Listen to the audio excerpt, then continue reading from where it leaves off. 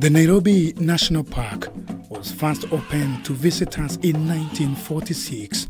7 decades later, however, Kenya's oldest park is facing threats from habitat loss, a decline in wildlife species, inbreeding within the park, climate change, among other challenges. From the sheep and goat land not too far from Kitengela town, Nairobi National Park can be seen. The effects of drought are evident here, as there are a few animals in this dispersal area for Nairobi National Park. I am in Naritunoi Community Conservancy, but once you cross this river, as wildlife do, I get to Nairobi National Park. The river is the boundary between the two. Wildlife from Nairobi National Park and the Conservancy crisscross the place, but for wildlife, there is no boundary. Lois Matunge from the native Maasai community, who has lived here for a long time, says they have coexisted with the animals for many years, but sadly, their numbers are reducing, partially due to the loss of migration corridor as human activities increase in the area. There were many wild animals and they were coming in plenty. I would then put my weapon on standby where the animals would converge. This is the map of the Kapiti or Athi Kapiti ecosystem. Joseph Tuleto, a community liaison officer from the Wildlife Foundation, shows us the migratory corridor for wildlife before it was cut off by human activities.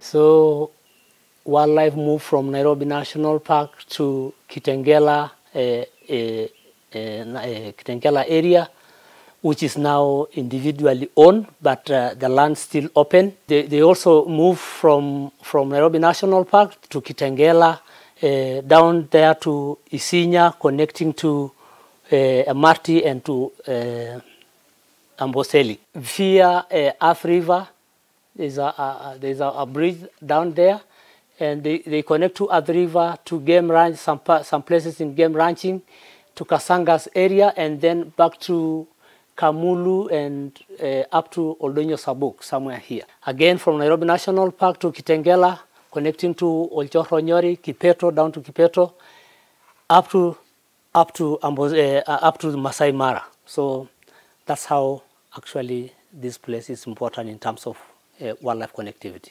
Narituni Conservancy next to the Nairobi National Park connects the remaining exit that wildlife can use to move out of the park, though it is also under threat of being closed. In the year 80s and early 90s, this area used to be, most of the area here was open. We did not have fences. We did not have a lot of human settlement. In fact, by then you can count homes, because as you know, this is a Maasai area, and Maasai used to live in a communal home.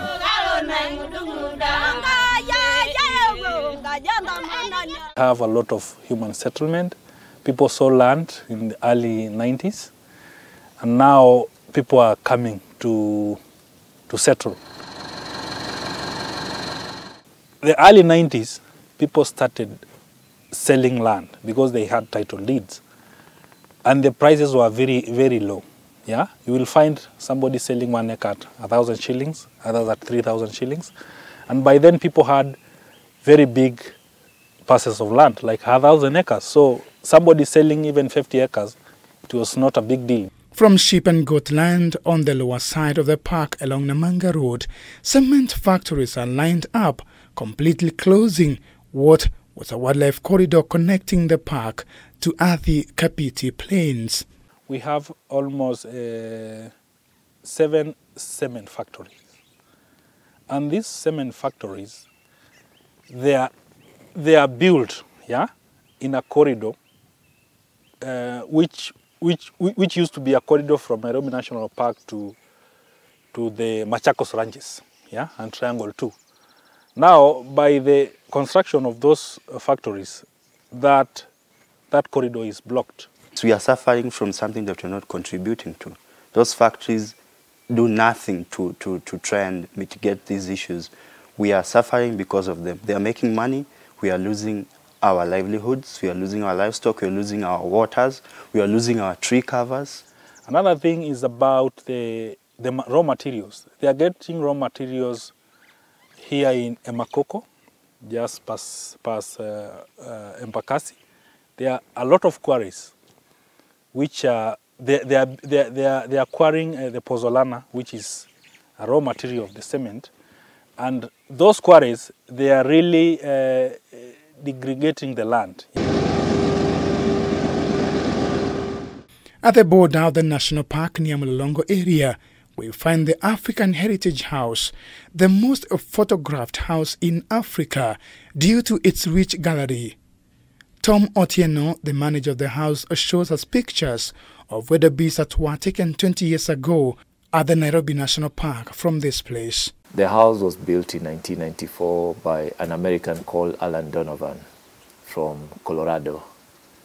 Then he moved to Africa and started the African Heritage and then built the African Heritage House. There's a picture that he took right from this point of the wildebeest migration from Maasai Mara, where they were going to Kapiti Plains. But that doesn't happen anymore because of the fences and the animal-human conflict. So there are animals that we don't see here, like the wildebeest. We rarely see them like we used to before. From the house, you are able to see a train snaking its way through Nairobi National Park. Locals here say that this section of the park has less wildlife after the completion of the standard gauge railway, most probably due to noise pollution from locomotives moving fast through the park. David Kasanga, chairman of Athi Kapiti Wildlife Association, explained to us more about Lukenya Hills. Lukenya actually is a hill which was of strategic importance even to the ancient people, because it was a place of fog, it was a hill of vegetation and plenty of water. Actually, this place had a lot of natural springs which attracted even the settlers. The name Lukenya comes from a Maasai word which means a place of fog. From the top of the hills, one is able to spot the entire plain from Nairobi National Park to Athi Kapiti Plains and Oldonyo Sabuk National Park. Massive development from Athi River Town is visible from this point, moving towards Kansas City. Kasanga painted a picture of how human development has affected this critical wildlife corridor. The main issue that we've had with development, human development, is when it comes to zoning and deciding where to put different developments. Initially, the government had zoned Athi River Town as an industrial town, and most of the pieces of land or the settlements beyond Athi River were mostly agricultural, meaning that people were doing agriculture, which was mostly beef, cattle, and sheep ranching. Now, come about 10-15 years ago, a lot of these pieces of land have been changed in terms of zoning by the county governments, and they have been turned. What was once agricultural land has been turned into industrial and commercial land. Lukenya actually is a hill which was of strategic importance even to the ancient people, because it was a place of fog, it was a hill of vegetation and plenty of water. Actually, this place had a lot of natural springs which attracted even the settlers. The name Lukenya comes from a Maasai word which means a place of fog. Here, hundreds of wildlife are killed by speeding vehicles every year. Maasai giraffes, which have been listed by the International Union for Conservation of Nature IUCN in the red list of the threatened species, have been killed in their numbers over time at this section of the road.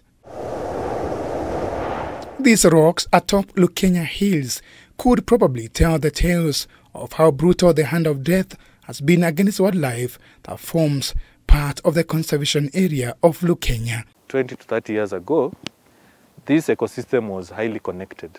By connected, I mean that it was one ecosystem, whereby the parks, that is Nairobi National Park, and Old Donyosa Book, as people know it as Kilimambogo National Park, were connected to Amboseli ecosystem. Within Lukenya Conservation Area, these Maasai giraffes gather, probably to console themselves of how tough life has become for them. Those lucky enough to survive the devastating drought could easily end up being hit by an overspeeding truck while trying to cross the busy Mombasa highway. On Mombasa Road. Why? I say this is a problem area, is where we have recorded the most roadkill. Roadkill is when the animals and the vehicles collide and cause a road accident.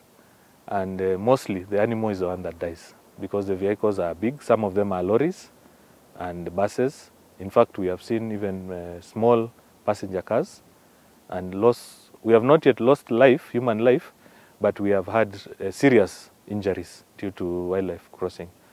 This is a problem that has come because of the zoning issue and developments coming along these corridors. We saw in this drought both wildlife and livestock traveling 100 kilometers because the usual migratory patterns are disrupted by the barriers. So it is critical for this country to see how we secure those dispersal areas. To address the situation, a 9-member task force was formed in August 2020 by the former tourism CS Najubalala to establish migration corridors between the park and Athi Kapiti Plains. The committee established that a 15-kilometer wildlife corridor is needed to save the situation. The committee, among other things, recommended the construction of a wildlife overpass above Namanga Road at a cost of 55 million Kenya shillings, as well as an underpass on Viwandani Road at a cost of 50 million Kenya shillings. We are going to fast track the task force so that we can also stop the migration or even redirect in terms of the new corridors that we need to move in. The same, we are also recommending in some areas of Mombasa Road, we need some crossing points to be established, bumps and signage to alert the road users that there's wildlife that crosses here regularly. The great heritage that this country has, not only in wildlife but our great biodiversity, will be threatened if we cannot secure these critical spaces. The report, which was released in January 2022, confirmed that indeed Nairobi National Park is on the verge of losing its glory if nothing is done, and urgently. As a way of saving the wildlife, Natunai Conservancy landowners are paid by the Wildlife Foundation so as not to divide their land to allow animals to disperse.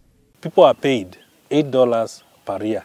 If we can get donors who can pump money, the government, if can pump money in this kitty, and say the lease program, the rate goes even to $30 per acre, at least people will get enough money to take their kid to school. More and more opportunities of the land, things like carbon credits, not just for trees, but also for grassland and soil. Things like payment for ecosystem services or land easements where the landowner gets paid for leaving their land open and benefits by doing so. And here's the double benefit. If you're a pastoralist and you agree to leave your land open as a dispersal connectivity area for wildlife, not only do you get those extra benefits of carbon and payment for ecosystem services, you also can continue grazing your livestock. The little effort from the community here has gone a long way to save whatever can be saved for the survival of Nairobi National Park. Dan Kaburu, K24, from Kajiado County.